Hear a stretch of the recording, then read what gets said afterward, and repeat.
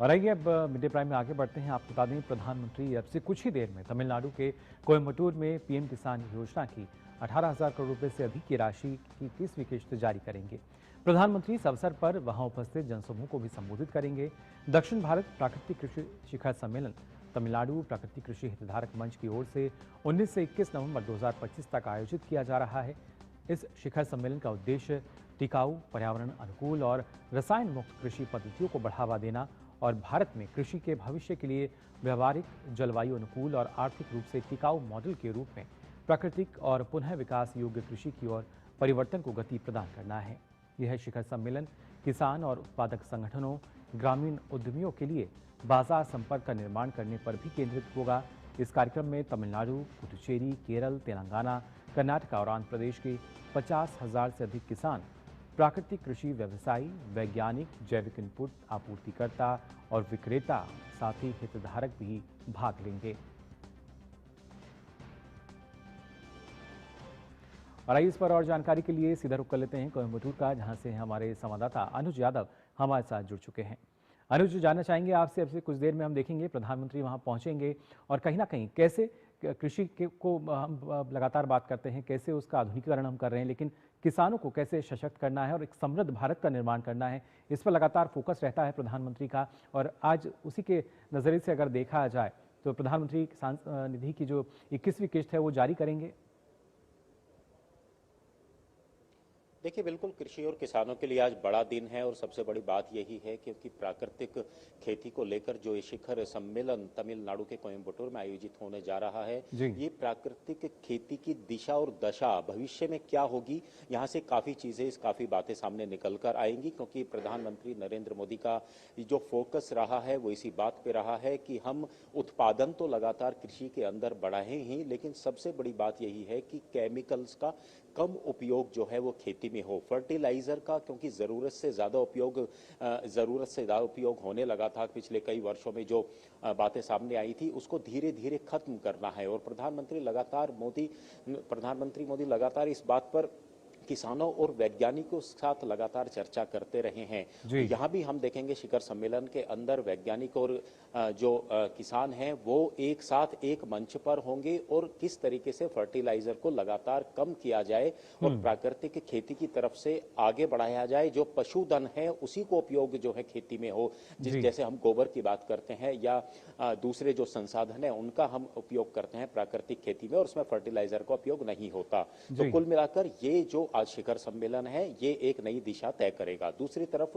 क्योंकि जो किसान सम्मान निधि की जो राशि है वो इस समय जो है तमिलनाडु की इस धरती से आज प्रधानमंत्री करीब करीब 9 करोड़ किसानों को सीधे उनके बैंक खातों में ट्रांसफर करेंगे। तो ये किसान सम्मान निधि एक बहुत बड़ी,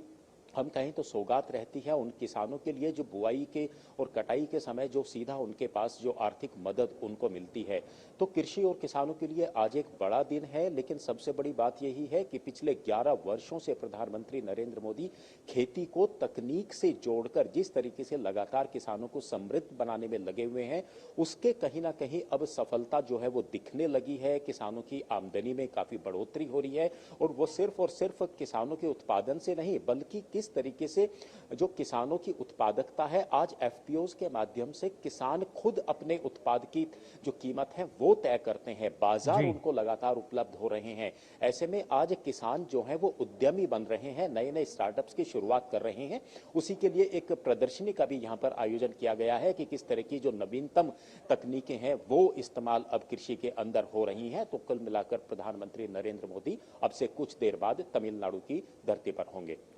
जी बिल्कुल अनुज, और खासतौर से बीज से लेकर बाजार तक हम देखते हैं सरकार की तरफ से जो लगातार मदद दी जा रही है किसानों को, उसी का नतीजा है कि फिर चाहे आज प्राकृतिक खेती की हम बात करें, जिस तरीके का बढ़ावा इसको मिला है, जैविक खेती की बात की जाए, लेकिन आज के समय में क्योंकि आधुनिकीकरण की तो हम बात कर ही रहे हैं, लेकिन जिस तरीके से जब हम बात करते हैं कीटनाशकों की या कैसे जब हम इको फ्रेंडली या पर्यावरण के अनुकूल हमें जो खेती है उसको करना सही रहेगा, उस बात का भी संदेश लगातार प्रधानमंत्री देते आए अपने संबोधन में।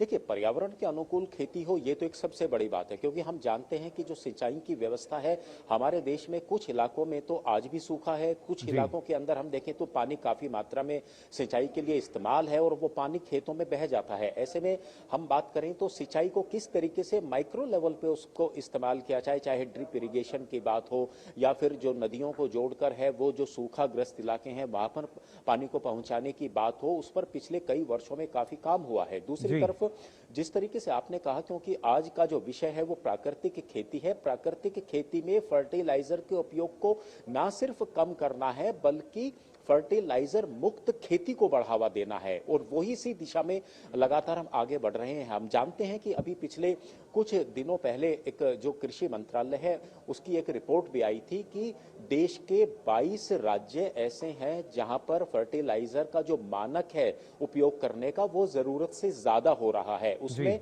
अगर हम बात करें तो प्रति हेक्टेयर करीब करीब 130 से 35 किलो फर्टिलाइजर इस्तेमाल होना चाहिए, लेकिन वो 200 से ज्यादा हो रहा है। और इसी गंभीरता को देखते हुए प्रधानमंत्री नरेंद्र मोदी ने राज्यों से भी अपील की थी और अब सीधे किसानों के बीच में जाकर इस बात को कह रहे हैं कि फर्टिलाइजर के ज्यादा उपयोग से मनुष्य के ऊपर इसका जो है एक तरीके से नकारात्मक प्रभाव पड़ता है, नई नई बीमारियां होती हैं। ऐसे में स्वस्थ राष्ट्र का निर्माण करने में प्राकृतिक खेती की एक बड़ी भूमिका होगी और उसके अच्छे रिजल्ट आ रहे हैं। करीब करीब 1 करोड़ किसानों को पिछले वर्षों में केंद्र सरकार ने प्राकृतिक खेती से जोड़ा है, और सबसे बड़ी बात यह है कि बिना फर्टिलाइजर के ही वर्मी कंपोस्ट जैसे खादों और गोबर का उपयोग करने के बाद कृषि में उत्पादन में लगातार बढ़ोतरी हो रही है। ये एक अच्छे रिजल्ट जो कृषि के सामने आए हैं, अब इसको आगे बढ़ाना है, पूरे देश भर के अंदर आगे बढ़ाना है, और करीब करीब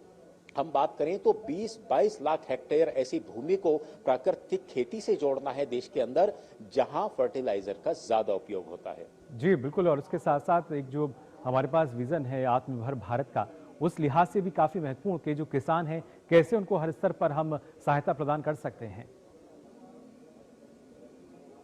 बिल्कुल, आत्मनिर्भर भारत की बिल्कुल आपने सही कहा, क्योंकि आज भी हम जानते हैं कि यूरिया को ज्यादातर जो है इंपोर्ट किया जाता है, क्योंकि यूरिया की और बाकी जो केमिकल्स हैं, फर्टिलाइजर है, उसकी लगातार खपत बढ़ती चली गई। और ऐसे में सबसे ज्यादा नुकसान अगर किसी का होता है फर्टिलाइजर के उपयोग करने से तो वो किसानों का होता है, क्योंकि लगातार फर्टिलाइजर के ज्यादा उपयोग करने से धरती की सेहत खराब होती है, जिसको हम जानते हैं कि प्रधानमंत्री नरेंद्र मोदी ने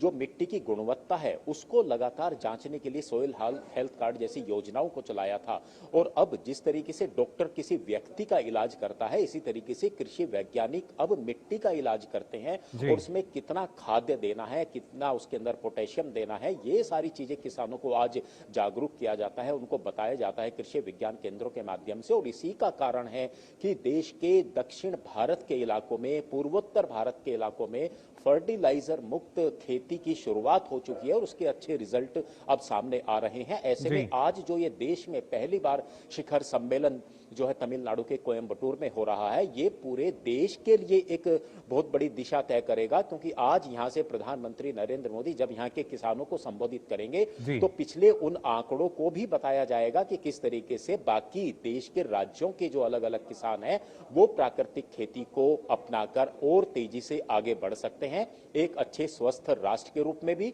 और उत्पादन के क्षेत्र में भी। जी बिल्कुल अनुज, और खासतौर से ना सिर्फ पूर्वोत्तर राज्यों की बात करें या दक्षिण भारत के जो अलग अलग राज्य हैं इनकी बात करें, क्या माना जाए जो प्राकृतिक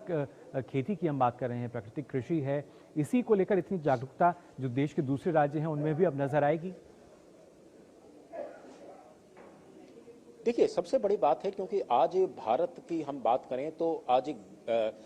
पूरी दुनिया के अंदर भारत की अपनी खेती की एक अलग पहचान है। हम जानते हैं कि उत्पादन का जो रिकॉर्ड उत्पादन हुआ है पिछले 10-11 वर्षों के अंदर, वो सिर्फ भारत अपनी खाद्यान्न की जरूरतें ही पूरी नहीं कर रहा है, बल्कि देश दुनिया के अंदर आज चावल और गेहूं का जो है निर्यात भारत करता है। ऐसे में निश्चित तौर पर आज